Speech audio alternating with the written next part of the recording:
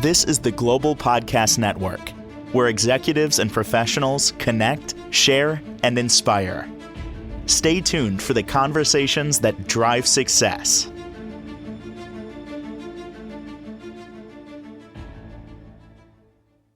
I love that word success. We're going to write on that word today as we try to help you have better success with sex, and also your relationships. It starts with your relationships. And many times there's challenges there. Conflicts arise. And how do we navigate those waters so that the physical aspect of the relationship is much better? And you know what? Any relationship, there's going to be conflict, whether you're at work or whatever. Doesn't matter if you're physically involved with that person. How do we navigate that? We are going to talk with somebody who helps people with this all the time. She is a sex therapist and a therapist in general. And I love the name of her practice, Relational Wellness. Yes, we want wellness in our relationships. Sara Vargas is back with us. How are you doing today? I'm well, thank you. Thank you for having me again. So let's say you're in a relationship. Let's say it's a close, intimate relationship, and a challenge comes up, difference of opinion, or and we can go into different categories of breaching of trust, respect, and all of that. But overall, can you give us a hypothetical situation and how we might navigate through that? Sure. I sometimes start with something super surface, right? Like you'll have folks come in and they'll talk about something related to the division of labor, right? Like, my partner is just not washing the dishes and we keep fighting. Yep. It's never about the dishes, right? Like it's never about the surface thing. It's about something else that's happening between the two of them, like the cycle that the two of them have gotten used to, right? In terms of how they talk about issues, how they talk about conflict. It's not actually the dishes. It's I'm not feeling heard. I'm not feeling validated. Right. And it also makes a difference in terms of who is showing up in what way. What I mean by that is sometimes, right, there's one partner who's more of the pursuer, anxious. I want to talk about this right now. Mm. The withdrawer, the person who shuts down, stonewalls. I don't want to talk about that. That is the beginning parts of the cycle that people get really stuck in, right? How do we get out of this? What is this actually about? What is my longing? What's my actual need? Right? Where is this coming from in terms of my attachment? Ooh, let's go there. So conflict arises and one person wants to talk about it and the other person doesn't. A lot of times it's the man. Let's be honest. A lot of times it is. Yeah. How do you confront that? Yes, there needs to be communication and that one person that we talk about this right now. I fully respect the other person if they want to say, I'm not ready to talk at this moment. And then to get my thoughts together, where I'm at here. I just came home and you confronted me. What? Hold on. How do we deal with that? Do we set an appointment to get together later or the next day? Take us through that. Well, the very first thing I say to almost everyone is slow down. Right? Like everyone needs to slow down, right? If the person who's requesting the conversation is feeling super overwhelmed and anxious, and I need to talk about this right now, you can't approach your partner in that way. You have to do it in a more gentle way, right? Like, hey, I have some things that I've been really thinking about that are really upsetting me.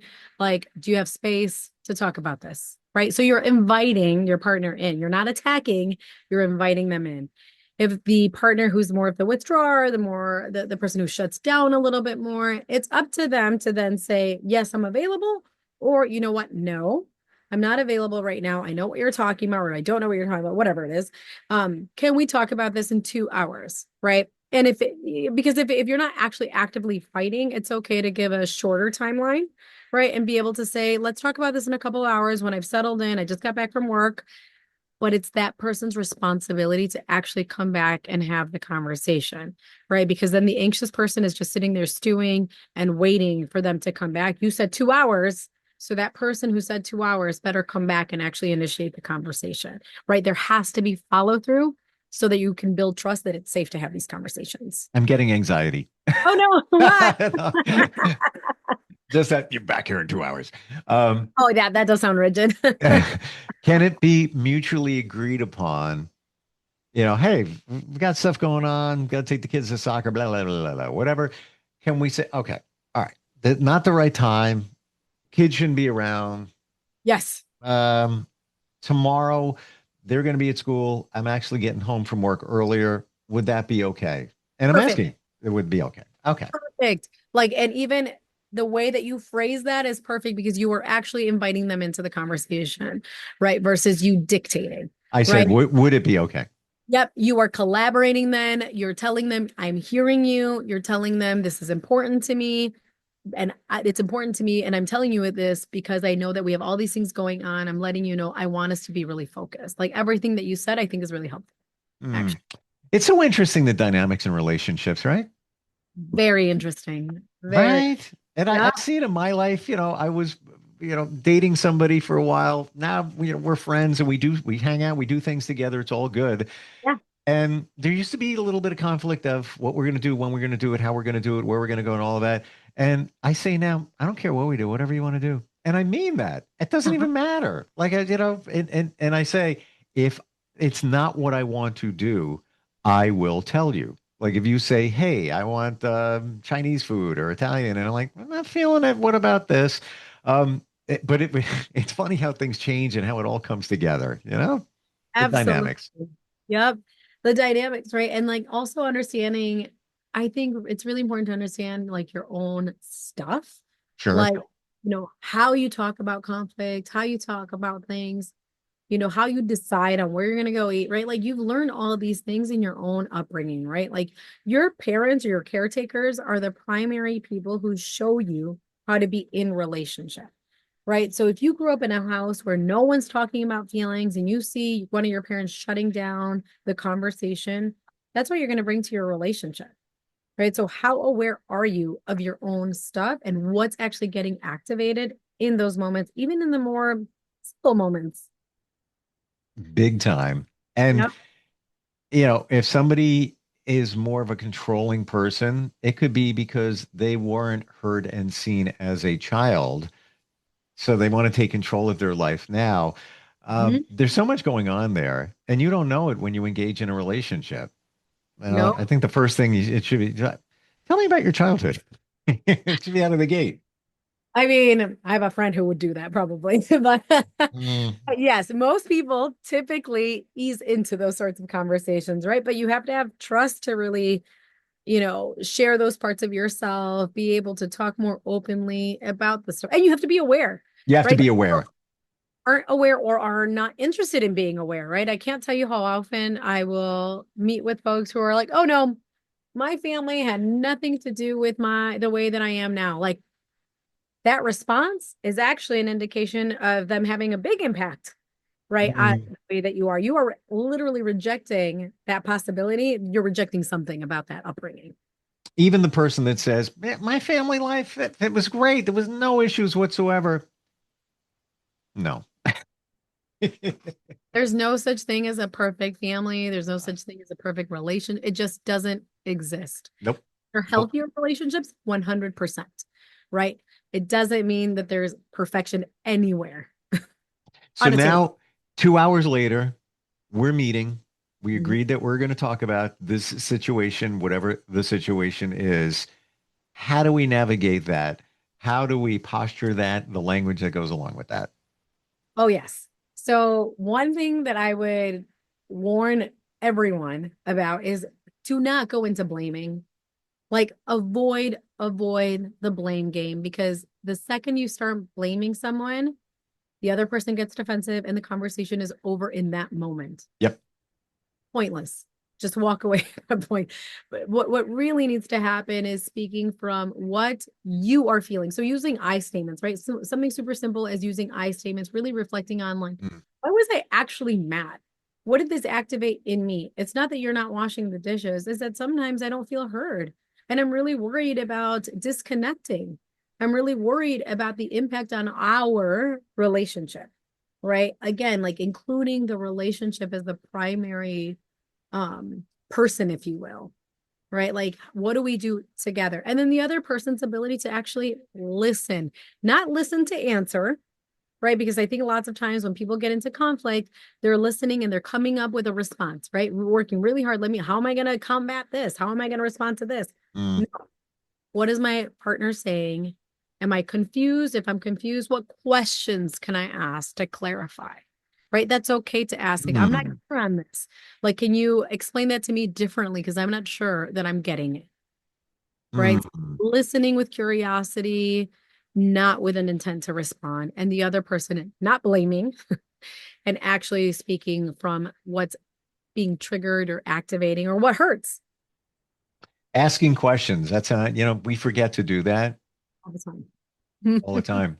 And if you've mastered the don't use the you, but more of the I think you're halfway there in terms of resolving the conflict in a good way.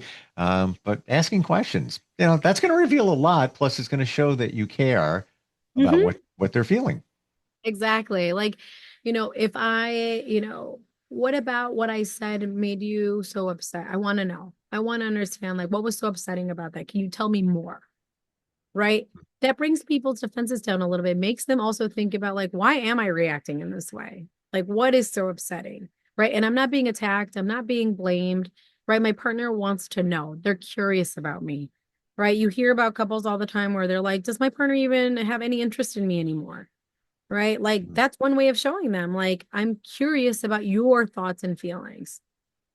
There was something that it was a polar report that came out about a week or two ago, and it said the most important thing you can do to keep a relationship solid, the most important thing you can do is give the other person 60 seconds of your undivided attention every day. 60 seconds. No phone, no looking away, no engaging in other activities, doing the dishes while they're talking. One on one, looking at them, 60 seconds. I'll bet you most of us don't do that. Nope. I do this exercise sometimes with folks where, like, somebody will share something incredibly vulnerable and they'll tell me, and I will, in front of their partner, and I will say, I wonder what it would be like for you to say that directly to your partner in this moment. Mm. And I sometimes encourage folks to turn to each other literally and look at each other. And the reaction is incredible. Like, it feels really anxiety provoking for folks. They get really nervous. They laugh a little, or they can't, or they freeze. Right? They don't want to do it because it feels so vulnerable. Because when's the last time you looked at your partner in the eyes with intention, slowing down and actually communicating directly? When's the last time you did that? Right? Like, for a lot of people, especially in long-term relationships, who No, no. Yeah, yes, you're communicating, you're talking, but what are you doing? Driving in the car, you're over there. I'm not looking at you. I'm looking on the road. And Yep, sometimes many of us use as an excuse. Well, I can't look on. I got to look on the road, but we're still talking, so we're connected. That's okay. yep. It's really not that okay. So I want to go back to what you just said there a second ago. When they're in session, you have the couple, and one is saying, "Well, she does this, and he does this," and they're going back and forth. Then you make them face each other and tell them and have them say that to the other person, looking them in the eye. Do I have that right? I don't do it if they're in conflict. I do it when they've gotten to a place of telling me what's underneath the anger, right? Like, if they can tell me something to the effect of, when I notice that she's busy with work and I'm trying to connect with her and she doesn't hear me, I feel really rejected. I feel really alone, right? And I wish that we could connect. Something like that, right? Like, Mhm. um, then I say, right, I prep the whole, it's a delicate thing, right? I prep the whole thing. I ask the other partner, do you think that you're in a space where you can hear this from your partner directly? They told me, but I don't know if you can receive it. Mhm. Right? And so I make a really, hopefully a safer place for them to be able to do that. If that person says yes, I ask the other person, are you ready to do this and share this with your partner directly? Then, so it's just like long, slow process that I need to make sure it's super safe because it's so vulnerable, right? Especially if you're not used to talking that way, it can feel so scary, right? And so then they can turn to each other. And a lot of the time, it's really powerful, right? And then we do a whole process around that, understanding what it felt like, what it was like to talk to each other that way, to hear this. I never heard my partner talk this way. I didn't know this is how he was feeling, Wow. right? And so it can be really powerful when you get to that place. Well, it's also breakthroughs too, as you're breaking through somebody's personality. A lot of men from childhood, not big boys don't cry, man up, don't show any emotion. And now, he's piloted that way up to this point, but now we've masked down a little bit and he's a Mhm. little more vulnerable in telling his partner how he's feeling with that one-on-one with your guidance. Uh, Got to be an eye opener. I love working with men. Like it's one of my primary populations actually, because um I do think that generally men don't have permission to connect to all of their feelings and certainly to be vulnerable, right? Mhm. Like in society generally, men are either told you have to be kind of even keeled, you're allowed to be angry, you cannot be sad, and you can't be too happy either. Right? You have this very, very limited window of emotions that you can express. Otherwise, you're either weak or you're silly. All sorts of messages are conveyed to men in terms of their emotional range. Right. And so when they get to a place to understand, like you're a human being so you have all of the emotions and they're all valid. Right. It Yeah. just, how do you communicate them? When you can get to that place, it's incredible, really. Like that's why I really enjoy working with men for that reason. I'm in a men's group, and that's where the breakthroughs have happened. And there's different. We're in a larger tribe, not huge, but there's different groups of us, and it could be like 6 to 8 men.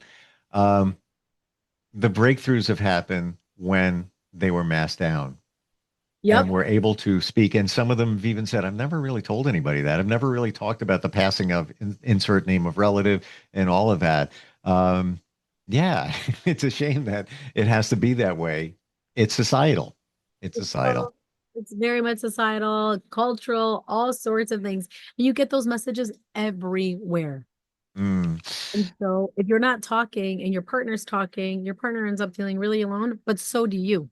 Oh, yeah. And then how about this? We're talking about talking to your partner, looking at them in the eye and being a little more vulnerable. How many of us stare at ourselves in the mirror and say, I love you, Oh, or actually say how we feel, but look at ourselves in the mirror? Um, I've heard from people that cry, can't even do it, can't do it. I mean, so is similarly, I use a little exercise for sex therapy type stuff where I have folks, undress and look at themselves in the mirror alone and look at themselves in the mirror, right?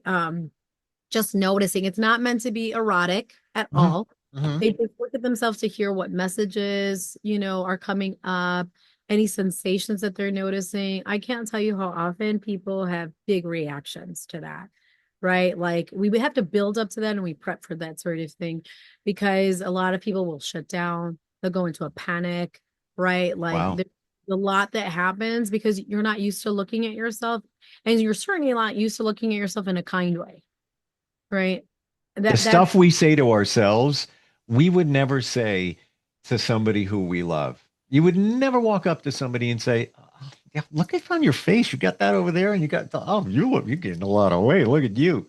You never do that, but you do it to never. yourself, whether verbally or thinking to yourself. I remember the time. This is a couple of years ago, and on a journey. I've started about 5 years ago, and I've gotten to the point where I could say, I love myself. I'm good. You're a good guy. I remember looking, and I just like anybody else, I'll look in the mirror. What the hell is that? What's going on over there? And I remember being at the gym and just turning my head and full length me in the mirror.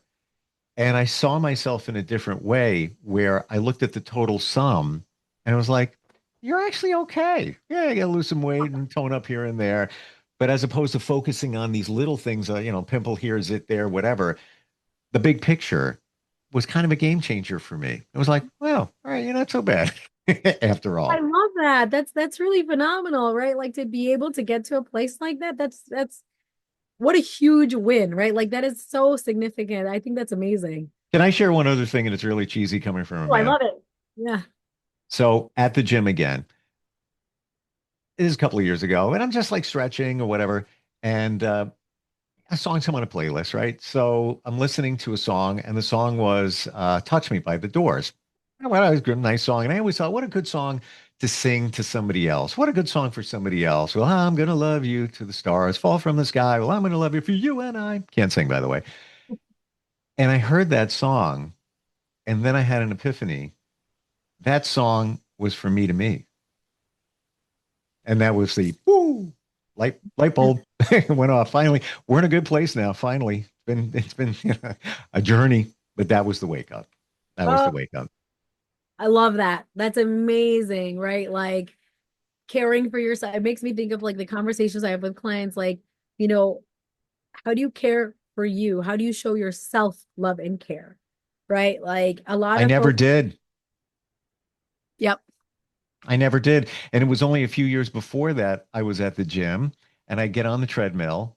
I was there for, and I hadn't been, in a gym in a long time. I signed up, it was about 6 years ago, and I'm on the treadmill. 12 minutes go by. Oh, yeah, I got to go to work. Yeah. What if something happens and I lose income from this or that? I got to, family to support, blah, blah, blah. And I would leave. I would leave. I Yeah. didn't know what self-care was. I couldn't even do it. Yep. Yep. And it's in so many ways, right? Like the physical stuff. There's certainly like the emotional caring for yourself, how you talk to yourself, right? Like Hmm. how you value yourself, right? All of these things, right? It's almost like you come to a place where you kind of have to reparent yourself if you didn't get that in the past, right? Totally. And that's really hard for a lot of people to recognize that, right? Like having to do this in adulthood can be really hard. But once you do, not something changes, everything changes because now you have boundaries, you have values, you find out what's important to you. If you're single, you could realize, oh, I'm not settling for that. This is Yep. what I'm looking for. And until it shows up, I'm dating myself or I'm just hanging with others and whatever it is, and it's all good. But Exactly.